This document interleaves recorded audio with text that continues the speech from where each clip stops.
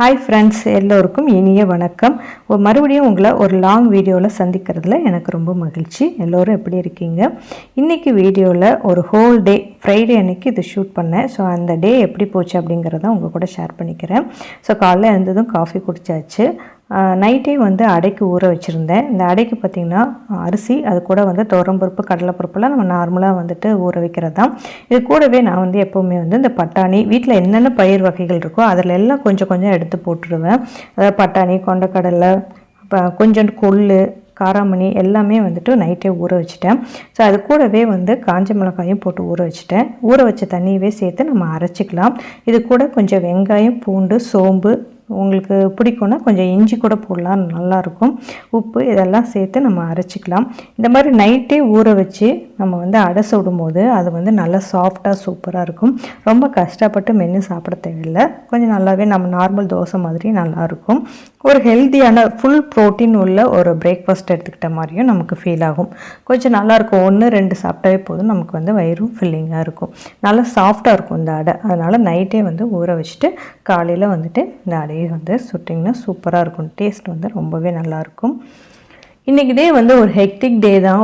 ரொம்பவே டென்ஷனாக போச்சு. ஏன் அப்படின்னா, இதுக்கு முக்கிய ரீசன் என்னென்னா, நாளைக்கு செஞ்சுக்கலாம், அப்புறமா செஞ்சுக்கலான்னு சில வேலைகளை எல்லாம் தள்ளி போட்டது தான் இதுக்கு ஒரே ரீசன்.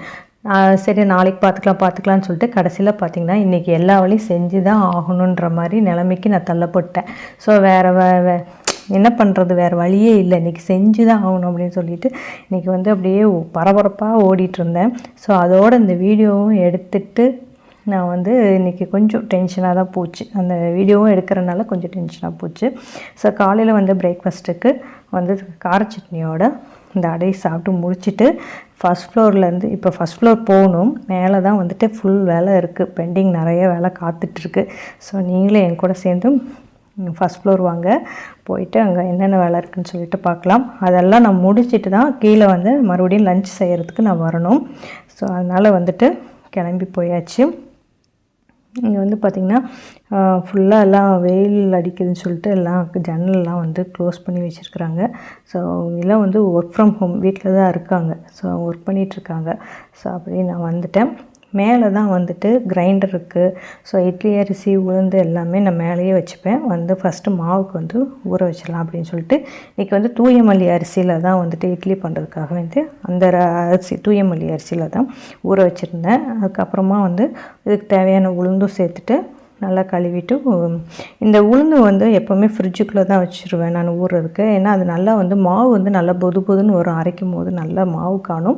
அந்த மோட்ரு ஹீட் ஆகாமல் இருக்கும், மாவு சூடாகாமல் இருக்கும். எப்படியும் உளுந்து நம்ம அரை மணி நேரம் இல்லைன்னா 3/4 மணி நேரம் வரைக்கும் உளுந்து போடுவோம் இல்லையா. ஸோ மாவு சூடாகாமல் இருக்கும், அதுக்காக ஃப்ரிட்ஜில் வச்சுடுவேன். ஸோ காலையில் எழுந்ததுமே துணி துவைக்கிற அன்றைக்கி மட்டும் காலையில் எழுந்ததுமே வாஷிங் மிஷின் ஆன் பண்ணிவிட்டு தான் மற்ற வேலையை பண்ணுவேன். ஸோ துணியை போட்டுட்டு தான் போயிருந்தேன். ஸோ அப்போ பிரேக்ஃபாஸ்ட் முடிச்சுட்டு வந்ததுக்கப்புறம் பார்த்தா துணி கரெக்டாக ஓடி முடிஞ்சிச்சு. ஸோ அதையும் போய் மேலே காய போடலான்ட்டு, இன்னைக்கு கொஞ்சம் லைட்டாக மோடமாக தான் இருந்துச்சு, பரவாயில்லன்ட்டு துணியைக்குள்ளேயே மேலே காய போட்டு வந்துட்டேன்.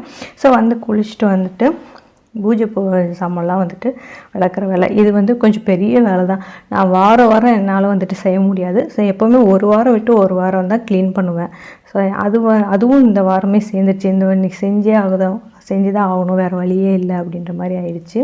எப்போவுமே தேர்ஸ்டே அன்றைக்கி முடிச்சுடுவேன் இந்த வேலையெல்லாம். அப்போ தான் ஃப்ரைடே நமக்கு காலையில் குளித்தோடனே சாமி கும்பிட்றதுக்கு நல்லாயிருக்கும். ஸோ ஒரு நாள் ஃபுல்லாக அந்த வேலைகளை தள்ளி போட்டது கடைசியில் அது எங்கே போய் முடிஞ்சிச்சு. ஒரு நாள் ஃபுல்லாக நம்ம டென்ஷனாக ஓடுற மாதிரி ஆயிடுச்சு. ஸோ நேரமும் காலமும் நமக்காக காத்திருக்காது. ஸோ அந்தந்த டயத்தில் செய்ய வேண்டியதை நம்ம கரெக்டாக செஞ்சிடணும். இதுதான் காலம் நமக்கு உணர்த்தும் பாடம். இது ஒவ்வொரு வாட்டியும் கற்றுப்பேன் தான், இருந்தாலும் செஞ்ச தப்ப திருப்பி பண்ணிட்டு தான் இருக்கும். ஸோ திருந்தறதே கிடையாது நம்ம, வேறு வழியே இல்லை. ஸோ இன்றைக்கி நாள் வச்சு செஞ்சிருச்சு என்ன. ஸோ வேகமாக பரபரன்னு தான் வேலை பார்த்துட்டு இருந்தேன். ஸோ ஃபஸ்ட்டு இந்த கொஞ்சம் புளி போட்டு எல்லாமே தேய்ச்சதுக்கப்புறமா இந்த பீதாம்பரி பவுடரில் கொஞ்சம் நம்ம டிஷ்வாஷ் லிக்விட் இருக்கும்ல, அது பாத்திரம் கழுவுற லிக்விடையும் சேர்த்துட்டு நம்ம தேய்ச்சி கழுவணுன்னா பளிச்சின்னு இருக்கும். எங்களுக்கு பயங்கர உப்பு தண்ணி. ஸோ அதனால் ஃபஸ்ட்டு கழுவிட்டு அதுக்கப்புறமா கொஞ்சம் ஆர்வோ வாட்டர்லேயும் நம்ம க்ளீன் பண்ணி வச்சிட்டோம்னா கொஞ்சம் கருத்து போகாமல் இருக்கும். இந்த பித்தளை சாமான் தானே எல்லாமே, ஸோ கருத்து போகாமல் இருக்கும். ஸோ அடுத்த வாட்டி க்ளீன் பண்ணுற வரைக்கும் அது கொஞ்சம் பளிச்சுன்னு இருக்கும். அதனால் வந்துட்டு கொஞ்சம் ஆர்ஓ வாட்டரில் லாஸ்ட்டாக வந்து க்ளீன் பண்ணி வச்சுக்கிறது. ஸோ எல்லாத்தையும் வந்து க்ளீன் பண்ணி வச்சிட்டோம்னா, இப்போ வந்து டைம் ஆகிடுச்சு, காலையில் விளக்கேற்ற முடியாது, சரி ஈவினிங் வந்து பூஜை பண்ணிக்கலாம் அப்படின்னு சொல்லிட்டு எல்லாத்தையும் க்ளீன் பண்ணி தொடச்சி வச்சுட்டு போயிட்டேன். அது கொஞ்சம் காஞ்சிட்ருக்கட்டும், அப்புறம் மற்ற வேலையெல்லாம் முடிச்சுட்டு வந்து பார்த்துக்கலான்னு சொல்லிட்டு அதை வச்சுட்டு சமைக்கிறதுக்கு கீழே வந்துட்டேன்.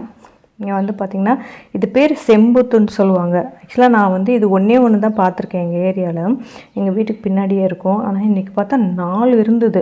ஸோ 4மே வந்துட்டு நல்லா கத்திட்டு அங்கே கொய்யாப்பழம் வந்து இருக்கிறனால சாப்பிட்றதுக்காக வந்திருக்கும் போல் 4 இருந்தது. 4மே என்னால் கவர் பண்ண முடியல, ஒவ்வொன்றும் ஒவ்வொரு கிளையில் உட்காந்துருந்தது. சரி சத்தம் போடாமல் எடுக்கணும், கிட்ட போனால் ஓடிடுமேன்னு சொல்லிட்டு அதுதான் வந்து நான் எடுத்துகிட்டு இருந்தேன். எங்கள் வீட்டை சுற்றி பார்த்திங்கன்னா நிறைய இந்த மாதிரி மரங்கள் தோட்டம்லாம் இருக்கனால டிஃப்ரெண்ட் கலரில் பேர்ட்ஸ் வரும். அதெல்லாம் அழகாக இருக்கும். நான் கேமரா எடுக்க போகும்போது ஓடிடும். ஸோ அது வந்து டைமே வந்து கரெக்டாக வந்து செட் ஆக மாட்டேங்குது. அதோட சவுண்டு அந்த நிறைய விதவிதமான குருவிகள் பறவைகள் இருக்கும். அது கத்துற சவுண்டு கேட்டுகிட்டே நம்ம வேலை பார்க்குறதுக்கு ரொம்ப நல்லாயிருக்கும். அதாவது நமக்கு இருக்கிற பரபரப்பில் நம்மளை சுற்றி இருக்கிற நல்ல விஷயத்தெல்லாம் நம்ம காது கொடுத்து கேட்கவும் மாட்டோம், கவனிக்கவும் மாட்டோம். ஆனால் ஒரு நாளைக்கு கூர்ந்து கவனித்து பார்த்தோம்னா அவ்வளோ அருமையாக இருக்கும். அந்த பேர்ட்ஸோட சவுண்ட் எல்லாமே சூப்பராக இருக்கும். எங்கள் ஏரியாவில் அந்த அளவுக்கு இந்த வண்டி போகிற சவுண்டெல்லாம் இருக்காது, ரொம்ப கம்மி தான். ஆனால் இந்த பேர்ட்ஸ் கத்துற சவுண்டு இருக்குது பாருங்கள், அது இப்போ மழை டைம் வரையா அதுகளுக்கு ஒரே குதூகலமாக இருக்குமோ எனக்கு தெரில, அவ்வளோ அழகாக கத்திட்டு சவுண்டு. அதுவும் இந்த குயில் இருக்குது, குயில் கூவுறதெல்லாமே சூப்பராக இருக்கும் கேட்குறதுக்கு. நான் ஒரு நாள் முடிஞ்சால் உங்களுக்கு அதெல்லாம் வந்து வீடியோ எடுக்கிறதுக்கு ட்ரை பண்ணுறேன், காமிக்கிறேன்.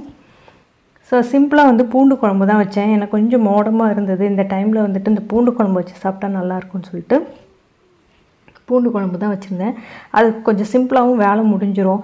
சரி காயெல்லாம் கட் பண்ணி செய்கிறதுக்கெலாம் டைம் இல்லைன்னு சொல்லிட்டு டக்குன்னு வந்துட்டு இந்த பூண்டு குழம்பு வச்சுட்டு இதுக்கு வந்துட்டு வேறு பொரியல் எதுவும் பண்ணல, மாம்பழம் வச்சு ஒட்டியாச்சு. இந்த மாம்பழ சீசன் வந்தது எல்லாத்துக்கும் எந்த குழம்பாக இருந்தாலும் அதுக்கு வந்து தொட்டுக்கிறதுக்கு மாம்பழம் தான், வேறு ஒன்றுமே கிடையாது. ஸோ ஃப்ரூட்ஸு கொஞ்சம் காய்கறி எல்லாமே வாங்கிட்டு வந்து வச்சுட்டாங்க. ஸோ அதையும் எடுத்து வச்சுட்டு போய் படுக்கலாம், ஏன்னா அதை அப்படியே போட்டு போனோம்னா காஞ்சி போயிடும், வாடி போயிடும் அப்படின்னு சொல்லிட்டு சரி அதெல்லாம் எடுத்து வச்சிடலாம் முதல்ல அப்படின்னு சொல்லிட்டு அந்த வேலையும் பண்ணிட்டேன். இந்த மாம்பழ சீசன் இதெல்லாம் வந்தால் சின்ன வயசு ஞாபகத்துக்கு வரும். அப்பா வந்து நல்லா வந்து மாம்பழம் வாங்கி போட்டுருவார். ஸோ கிலோவாக அப்படியே வாங்கி போட்டுருவாங்க.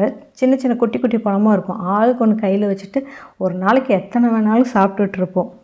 அப்போல்லாம் வந்துட்டு ஃப்ரூட்ஸாக இருக்கட்டும் இல்லை ஸ்நாக்ஸாக இருக்கட்டும் வாங்கி போட்டுட்டு இது சாப்பிடுங்க அது சாப்பிடுங்க எடுத்து சாப்பிடுங்கலாம் சொல்ல மாட்டாங்க. நம்ம ஸ்கூல் விட்டு வந்தோமா எது கிடைக்குதோ எல்லாமே எடுத்து நம்மளாக தான் சாப்பிடுவோம். ஆனால் இப்போ இருக்க பசங்களுக்கு அதை கட் பண்ணி பவுலில் போட்டு ஒரு ஸ்பூனை போட்டு கையில் கொடுத்து சாப்பிட வைக்க வேண்டியா இருக்குது. அப்படியும் கூட சாப்பிட மாட்டேங்கிறாங்க.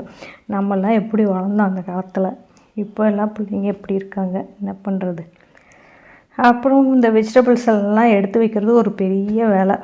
அதையும் செஞ்சுட்டு போய் படுக்கலாம் அப்படின்னு சொல்லிட்டு அதை தான் எடுத்து வச்சிட்ருந்தேன். இந்த வெஜிடபிள்ஸ் வாங்குகிற வேலை வந்து மட்டும் என்னோடது கிடையாது, ஹஸ்பண்டோட வேலை தான். அவர் தான் வந்து வாங்கி கொடுப்பாரு. எல்லார் வீட்லேயும் ஹஸ்பண்ட் காய்கறி வாங்கிட்டு வந்தால் ஒய்ஃபு தானே குறை சொல்லுவாங்க. இது முத்தலாக இருக்குது, இது நல்லா இல்லை, இது ஏன் அப்படி வாங்கினீங்க, இது ஏன் எப்படி வாங்கினீங்கன்னு கேட்பாங்கள்ல. எங்கள் வீட்டில் அப்படியே ஆப்போசிட். நான் வாங்கினதை அவர் குறை சொல்லுவார். உனக்கு வாங்கவே தெரியல, காய்கறியே வாங்க தெரியல, நீ ஏன் இப்படி வாங்கியிருக்க அப்படின்னு சொல்லுவாங்க. அதுக்கு ரீசன் இருக்குது. என்ன அப்படின்னு பார்த்திங்கன்னா, அவங்க வந்து பேசிக்காக ஒரு விவசாய குடும்பத்துலேருந்து அவர் வந்தனால அந்த வெஜிடபிள்ஸ் பற்றி எல்லா விவரமும் அவங்களுக்கு தெரியும். எதை வந்து எப்படி வாங்கணும், எதில் மருந்து அடிப்பாங்க, எதை வந்து எப்படி யூஸ் பண்ணணும், அந்த மாதிரியான விஷயம்லாம் நிறையா தெரியும். ஸோ அதெல்லாமே சொல்லுவார். ஸோ அதனால் வந்துட்டு எப்போவுமே காய்கறி வாங்குகிற வேலை அவரோட தான். நான் அந்த வேலைக்கே போகிறதே கிடையாது.